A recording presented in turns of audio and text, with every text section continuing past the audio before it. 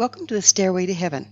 We're coming to you bringing insights into the ever-changing high-frequency currents now bathing the planet and their effect on us all. The source of vital information for the evolving human being. I'm Gwilda Wiyaka. The heart is gateway to spirit. If you continue to do ceremony from your head, you will continue to fail. My old Lakota teacher instructed when I was once again attempting and failing to access spiritual information. I was doing everything exactly the same way he did, just like he taught me. I had all the steps listed in my mind and was repeating the steps verbatim, mentally checking off each one as I completed it. Where was I going wrong? Only your heart has as many eyes into spirit, he less than helpfully instructed, making an X with his two gnarly forefingers in demonstration. He used the X a lot when describing access to spiritual realms. Sometimes he'd draw on the dirt with a stick, other times form it with his fingers, but it was always as clear as mud to me. It wasn't until much later in my life, long after the old shaman had passed, that things started to come together. I was watching a film NASA had produced on what they refer to as X-points, when the lights came on. As we've discussed in prior Stairway to Heaven episodes, and will no doubt cover again, anywhere the electromagnetic field of one body, be it a planet, sun, person, or tree, crosses that of another, X-points are formed. These X-points serve as wormholes that create passageways transcending time and space. Information in the form of frequency or light travels through these gateways. There's increasing evidence that for millennia shamans have used the phenomenon of X-points to access esoteric or spiritual information by using trance states to project their consciousness, or soul if you will, through them. This could be one explanation as to how the Mayans accessed the data to create the Mayan calendar, which to this day is the most accurate calendar known to humankind. The Mayan calendar is based on the relative positioning of galactic bodies in the universe as they relate to and influence the Earth. These influences, as in those of the horoscope, travel via the X-points, where the heavenly bodies' electromagnetic fields intersect. The Mayan calendar charts overlording astrological cycles much more complex and expansive than the horoscope as we know it today. While the ancient Mayans developed some of the most accurate pre-telescope astronomy in the world, had a fully developed writing system, and a positional numerical system, it still doesn't account for the far-reaching knowledge they had of galactic cycles. There is indication that the Mayan scholars working on the calendar were both mathematician and shaman. Numerous archaeological finds of the drawings of the calendar and calculations written on the wall indicate that rather than creating the calendar, the Mayans were actually studying it. If this theory is correct, where did they get the information they were decoding? Where do shamans from all cultures get their information today? How do they access it? According to my old teacher, it is not through the mind. X-points form the gateways which enable the soul to travel on the currents of the cosmos in order to access spiritual information. Once the information is accessed, it can then be translated by the mind, not the other way around. And that is where I was going wrong in my earlier attempts to access spiritual information. If you try to think your way into spirit, you'll be trying very, very hard for a long, long time. This is all well and good, you might say, but how in the dickens does one see with the heart? What are these many eyes into spirit that my old teacher was referring to? The eyes he indicated were X-points. Once I realized this, I started seeing X-points everywhere in ancient and modern spiritual teachings. The Hopi eye of God is represented by a native art in the form of two sticks forming an X, then woven together with colorful yarn. Indra's net from Buddhist and Hindu cosmology is an enormous net of cords owned by the Vedic diva Indra. In this metaphor, Indra's net is a multifaceted jewel at each vertex or crossover point of the cords. These crossover points are in the form of an X. Each jewel is reflected in all the other jewels, indicating a transfer of information in the form of light. It also emphasizes the interconnectedness of all things, the unified field. In more recent times, Drumvalo Melchizedek's well-researched teachings indicate the sacred geometrical pattern known as the flower of life is the creation pattern. The flower of life is a complex mandala consisting of intersecting lines, each containing an X-point. So how do we locate and navigate these X-points? The electromagnetic field of the human body is generated by the heart. It stands to reason that one must have to access their heart rather than the mind in order to access the X-points. "I'm going to hell!" my 5-year-old son came home wailing after playing with his friend. "Why do you say that, son?" I could not imagine where he'd gotten the idea. "Tommy said if I can't put Jesus in my heart, I'll go to hell, and I can't figure out how to make it fit." Thus began a long conversation about heart, love, and metaphor.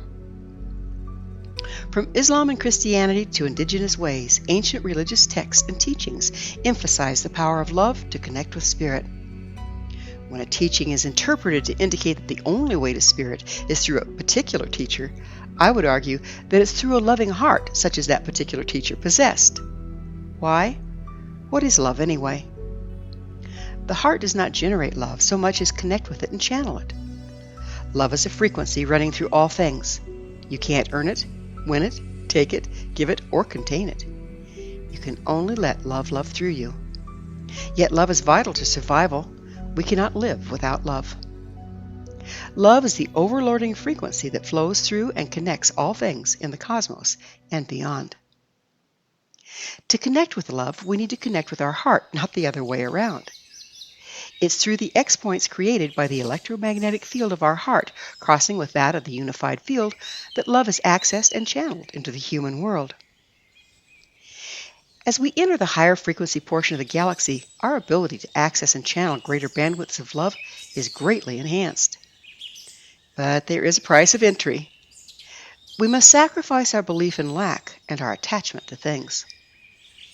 We've been taught by our consumer-based society that love is a finite commodity that can be bought or seduced out of another.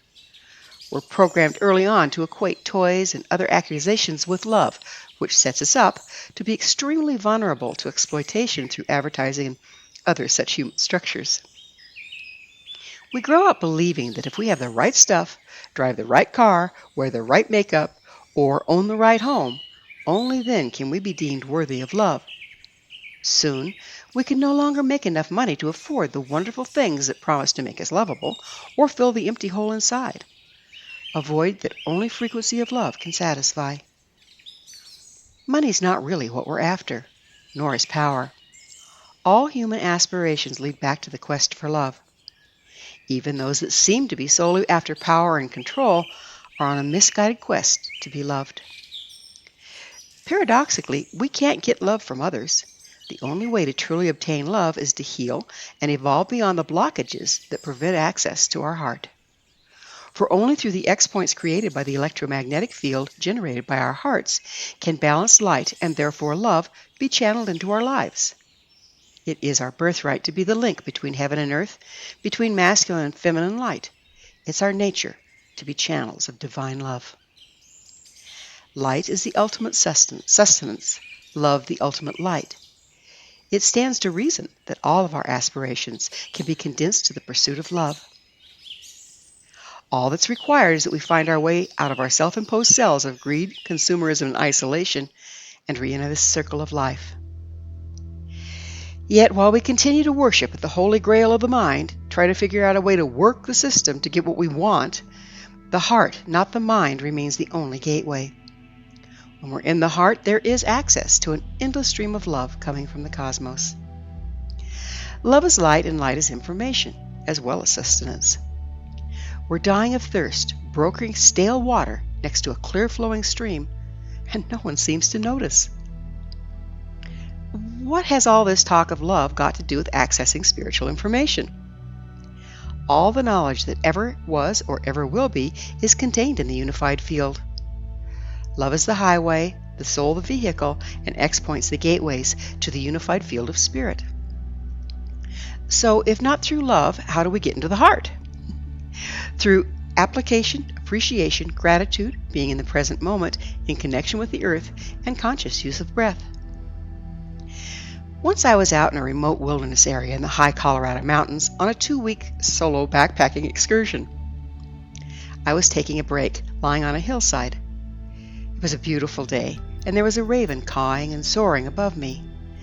I felt relaxed and was getting somewhat mesmerized by the breeze and the sun on my face after my morning's hike. The raven was playing in the air currents, apparently just for the pure joy of it. I've always loved ravens. I lay relaxing and deeply appreciating the bird's beauty and skillful flight. I felt deep gratitude to be there in the perfect moment in the wilderness on a flawless day watching his display. I felt deep gratitude to the magnificent raven for sharing his beauty with me. I began to think what it would be like to ride the wind or to do a wing-over and soar. Soon, I had a profound longing to know what a raven in flight experiences. I took a deep, longing breath and whimsically addressed the raven. I'd really like to know what it would be like to be you. Suddenly, I was looking down at myself. I could feel the wind in my feathers and what it was like to make just the tiniest shift of a primary feather and bank. I could hear the wind created by my wings as they sliced through the air. I could see my human body lying on the ground below. I observed what was up over the next hill that I had yet to climb. The next day, when I hiked over that very hill, I found exactly what I'd seen from the air when I'd been with the raven.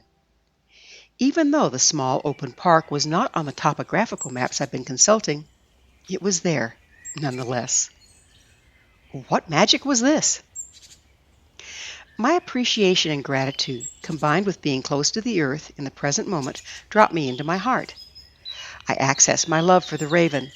My soul or awareness passed through the X point, created by my electromagnetic field crossing that of the bird. I was transported by the current of love, and suddenly I was in his field, having his experience. And that is the science of the magic. What else are we capable of should we learn to constantly navigate X points? I suspect the shaman of old would have a lot to say on the topic. So where did we go wrong? We've become absorbed in consumerism, separated from the planet by our conveniences, from our hearts by worshiping only the mind, and from each other by fear and greed. I'd been alone, cloistered from the modern world, walking the land, breathing the fresh air, sleeping on the earth, drinking from the streams, rising with the sun, and going to bed at dark for a good week and a half before I had my experience with the raven. The natural world and our place within it holds the key to our return to our hearts and through our hearts to the circle of life. Only from heart can we reconnect with ourselves, each other, and the unified field. So how do we accomplish this, sans the week-and-a-half trip alone in the great wild wilderness? Mindfulness and maintenance. Take time every morning to appreciate the day before you. End each day with gratitude for your experiences. Be kind to yourself and each other. Spend time outdoors in gratitude and appreciation of the natural world. Pause numerous times each day. Take a deep breath and return to the present moment, regardless of what's going on around you. Thus the secret of the stairway to heaven. Our souls are the vehicle, our hearts the gateway, and love the stairway to spirit and the unified field. The unified field holds the infinite wisdom and interconnectedness that transcends human condition and sets us free. Thank you for joining me, Gwilda Wiyaka, on the Stairway to Heaven, where we provide updates on the energetic currents facilitating our evolution into conscious, powerful co-creators. Until next time, may you be blessed on your sacred path to wholeness. We are here. The time is now.